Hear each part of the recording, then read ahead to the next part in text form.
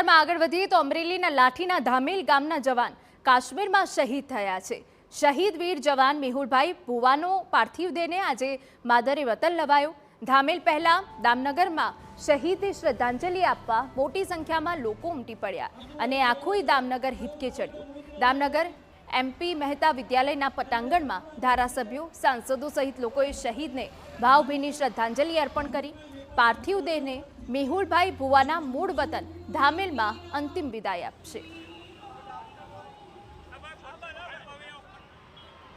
લાઠી સહિત સમગ્ર વિસ્તાર આજે એના માટે ગર્વ ફક્ર મહેસૂસ કરે છે કે અમારો જવાન એ કુદરતની વિષમ પરિસ્થિતિઓમાં પણ માં ભૌમની રક્ષા કરવા માટે, જન્મભૂમિકાની રક્ષા કરવા માટે પાછો પડતો નથી, બહાદુરીપૂર્વક મોતને વહાલ કરે છે એની વાતનો ફક્ર છે।